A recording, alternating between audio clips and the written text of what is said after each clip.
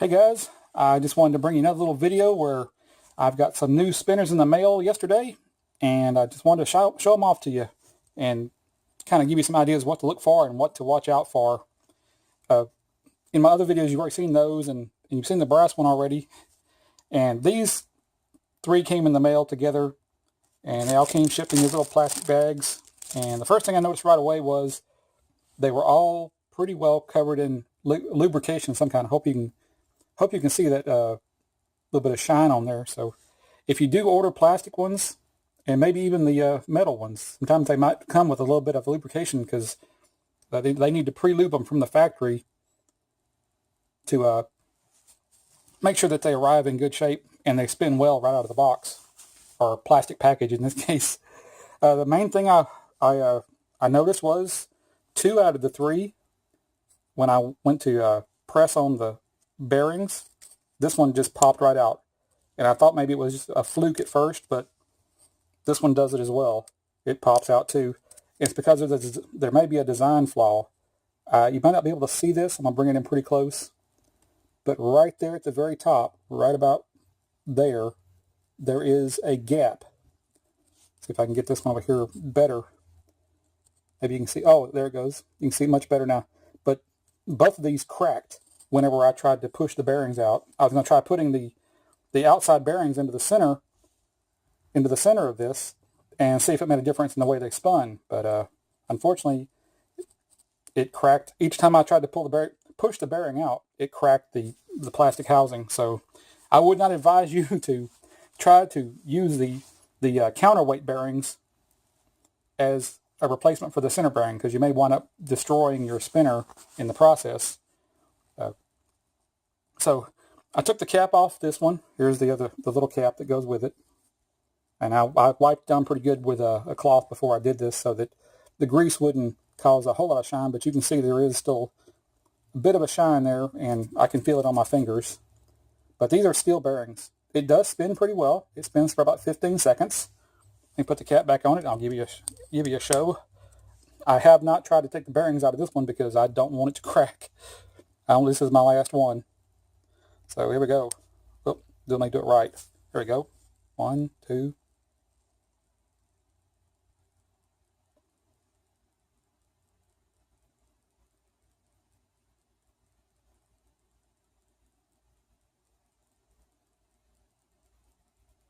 So that's right at 19-20 seconds, which is better than these 3. Those 3 all did about 12 to 13 seconds apiece. And, with me holding it in my hand, it might be a little bit unstable, so it's inducing a little bit of friction into it. So let me move this out of the way. I'm going to put it down here and see how long it will spin with it on a stable surface.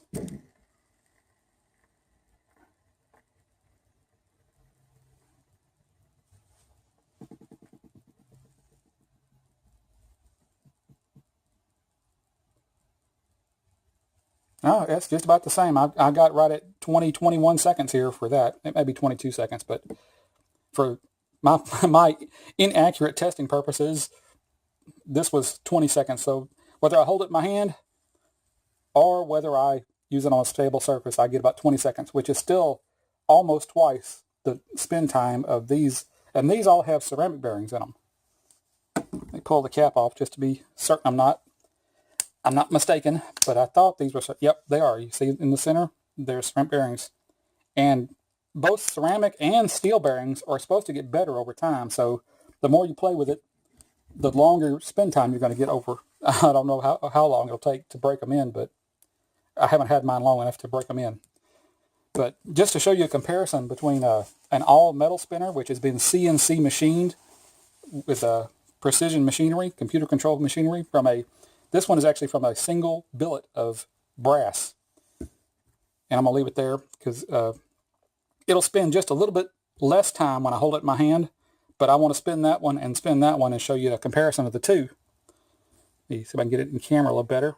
And if you're interested, this thing is from the Laughing Walrus brand. I don't know where they come up with that idea, but that's the company that makes it. So let me spin this sucker up, and I'm probably going to leave a fingerprint on this brass.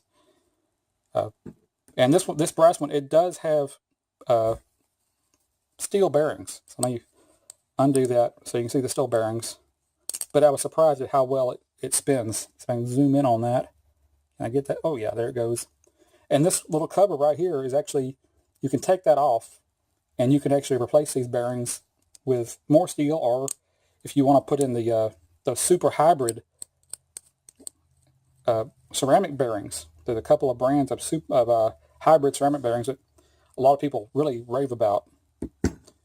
So let me get this to spinning, and then this thing is going to spin so long that I can take my time and spin that one. So just watch.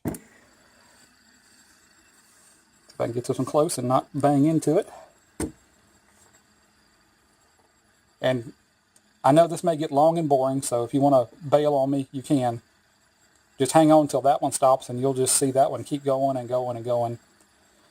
So right now, the brass one is my favorite out of the bunch, simply because it spins so long. That's what it's the whole purpose of it is to it helps really focus my attention and keeps my hands busy. I tend to get nervous hands, and I want to go do stuff or pick stuff up and twist things and just kind of fidget.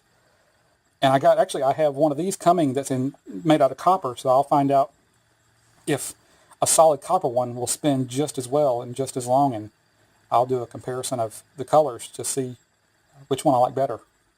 So as you can see, it's still going. Last time I was averaging the spin time on this thing, on the tabletop, I was getting 4 minutes plus. I kind of quit counting after 4 minutes. I just got really, really bored and I had to move on and do something else. So if I ever get a real stopwatch, I'll actually I'll spin it and put a stopwatch next to it, and you can actually see how long it runs.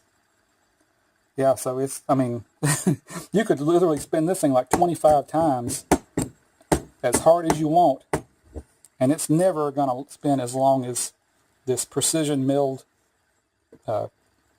brass fidget toy.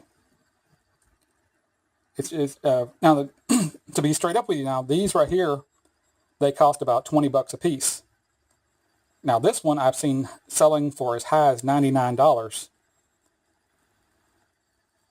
But you get what you pay for. It's obvious, you get what you pay for.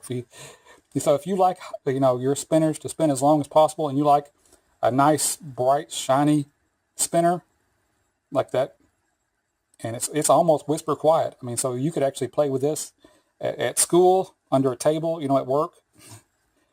And if you're in a meeting or you're in a classroom, no one's going to notice that little bit of noise, if you can even hear it. But there is a noticeable sound to it, kind of a whooshing sound. But I'm sure that'll even dissipate as the bearings get broken in. But I don't want to tell you something I don't know for certain, because I haven't had this long enough. I've only had it for, less than a week I've had it. So I'm going to go ahead and stop this now, because it's obvious this thing's going to just keep going on and on forever. It is kind of a cool look to it.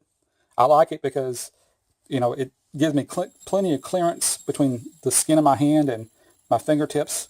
I've actually heard of some of these that are shaped like ninja stars, or have these the plastic ones that have pointed edges, or they have a dagger tip, or they just have a different shape. You can see how close this one comes to the skin on my hand. And some people I've actually seen on reviews where they've gotten nicked or cut right there in the webbing of their hand. So let me do one more thing. I wanted to run up here and grab a ruler. It just hit me to get my ruler out and show you how much clearance you have from the center of this thing to the outer edge, which is about, was it 3 centimeters, or like 1 inch and an eighth. So hope you were able to see that. And let's see if I can, this is going to be really, really awkward. See from there. So on this one, I actually have probably a good inch and a half of clearance between my hand, the webbing on my hand, and the edge of the spinner.